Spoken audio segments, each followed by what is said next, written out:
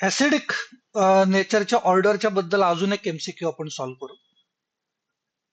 Correct order of acidic nature is, चार वेगवेगळी compounds दिलेली आहेत आणि त्यांच्यामध्ये आपल्याला कंपॅरिझन करायचं. एक सांगितलंय अल्कोहोल, दुसरं आहे थायॉल, वॉटर, मिथेनॉल आणि यांचेच वेगवेगळे सिक्वेन्सेस आपल्याला दिलेले आहेत. आता याच्यामध्ये लक्षात घेतलं पाहिजे परत एकदा की आपल्याला कुठल्या टाईपची ऍसिडिटी कन्सिडर करायची. एक अरेनियस थिअरी आपल्याला काय सांगते, H+ आयन डोनर म्हणजे ऍसिडिक नेचर. दुसरं काय माहिती आपल्याला, तर रिॲक्शन विथ बेस,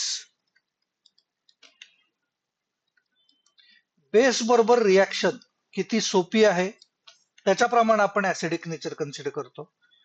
आणि तिसरं आपण कन्सिडर करत असतो according to Lewis theory. Lewis theory आपल्याला काय सांगते, इलेक्ट्रॉन पेअर ऍक्सेप्टर म्हणजे ऍसिड.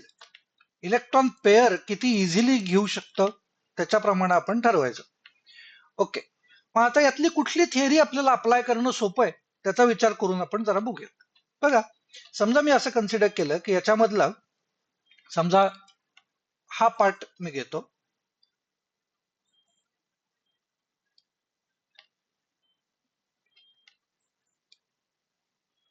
बघा समजा मी असं म्हणलं अल्कोहोल, कुठलंही अल्कोहोल आहे, समजा मी घेतोय CH3CH2OH, त्याच्यानंतर दिलाय थायॉल. थायॉल याचा अर्थ होत असतो ऑक्सिजनच्या ऐवजी फक्त सल्फर घ्यायचं. ओके, इकडे आर ग्रुप पाहिजे तो घेता येऊ शकतो. मी आता इथिल ग्रुप घेतोय, त्याला आपण म्हणणार आहे थायॉल. त्याच्यानंतर वॉटर,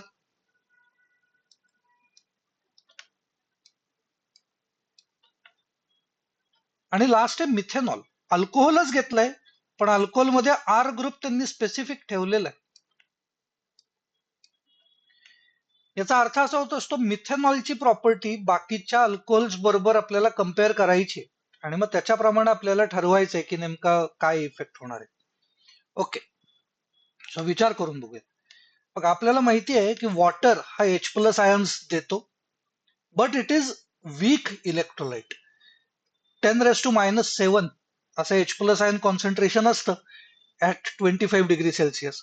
मग आता पहिलं आपण कम्पेअर करून बघू, H+ आयन्स वॉटर जास्त चांगला देऊ शकेल का अल्कोहोल जास्त चांगला देऊ शकेल याचा विचार करू. ओके, आता त्याच्यासाठी आपण कसं कम्पेअर करणार आहे, ते H+ आयन्स आहेत HOH, या H+ ला समजा देऊन टाकायचंय. तर याच्यासाठी काय गरजेचं आहे, तर हा H+ आयन जर द्यायचा असला तर हे इलेक्ट्रॉन्स या बाजूला ओढणारा ऑक्सिजन आहे, त्यामुळे ऑक्सिजन वरती मायनस चार्ज येतोय. दुसऱ्या बाजूनं सुद्धा हायड्रोजनच आहे आणि त्याच्यामुळं याही डिरेक्शननं तो इलेक्ट्रॉनला ओढूनच घेण्याचा इफेक्ट आहे. हे वॉटरच्या बाबतीत आहे. दुसरं, जर मला कुठला तरी आर ग्रुप घ्यायचा असेल, CH3 घेतो, OH, इथं काय फरक पडला, तर हा जर H+ आयन देऊन टाकायचा असेल ऑक्सिजनचा इलेक्ट्रॉन ओढून घेतोय, CH3 ग्रुप कडनं सुद्धा ऑक्सिजन इलेक्ट्रॉन देतोय, पण इथं अजून एक ऍडिशनल इफेक्ट आहे, that is +I effect of methyl group. पुढं समजा मी कम्पेअर केलं याचं अल्कोहोल इथेनॉल घेतला, हा H+ आयन इझिली जातो का नाही असा आपल्याला विचार करायचा आहे. परत एकदा, ऑक्सिजन इलेक्ट्रॉन ओढून घेणार आहे हायड्रोजन कडनं आणि इथाइल ग्रुप इलेक्ट्रॉन देणार आहे ऑक्सिजनकडे, म्हणजे इथं सुद्धा +I इफेक्ट आहेच आहे. +I इफेक्टचा काय फरक पडतो, तर +I इफेक्ट कुणाचा जास्त आहे, तर जेवढा आर ग्रुप मोठा असतो तेवढा त्याचा +I इफेक्ट सुद्धा मोठा असतो. म्हणजे या दोघांमध्ये +I इफेक्ट इथेनॉलचा जास्त मोठा. मी अजून जर दुसरा कुठला तरी अल्कोहोल घेतला असता तर तो अजूनच प्लस आय इफेक्ट मोठा झाला असता. मग आता प्लस आय इफेक्ट मोठा असेल तर त्याचा इफेक्ट काय होणार आहे? तर या प्लस आय इफेक्ट मिथाईल ग्रुपच्या मुळे याचा अर्थ मायनस चार्ज वाढेल. मग हा मायनस चार्ज जर वाढलेला असेल तर तो H प्लस आयन इझिली जाऊ नाही देणार, कारण जेवढा मायनस चार्ज वाढेल तेवढा तो H प्लस आयनला अट्रॅक्ट करेल. याच्या अगेन्स्ट जर इथेनॉलचा विचार केला तर इथेनॉलमध्ये हा प्लस आय इफेक्ट अजूनच जास्त आहे. त्याच्यामुळे याच्यावरचा ऑक्सिजनवरचा मायनस चार्ज अजून मोठा आहे आणि त्याच्यामुळे तो पॉझिटिव्हली चार्ज हायड्रोजनला देऊन टाकणं जास्त अवघड बनवेल. म्हणजे याचा अर्थ होत असतो की जर आपल्याला कम्पेअर करायचं झालं या तिघांना फक्त पहिलं, तर आपल्याला काय दिसतंय की याच्यामधला आपल्याला याचं सगळ्यात कमी असलं पाहिजे. ओके, सगळ्यात मिनिमम या तिघांमध्ये मी असं कन्सिडर करतो की याचं 3 असलं पाहिजे.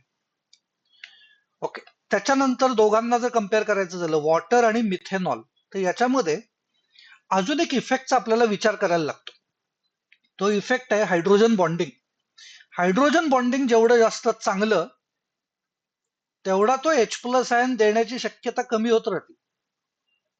आणि त्याच्यामुळं या दोन मध्ये हायड्रोजन बॉन्डिंग या plus I effect of methanol मुळे हायड्रोजन बॉन्डिंग इथं थोडं कमी होतं आणि त्याच्यामुळं आपल्याला मिथेनॉल हा इफेक्ट जास्त दाखवतो, ऍसिडिटी जास्त दाखवतो दॅन वॉटर.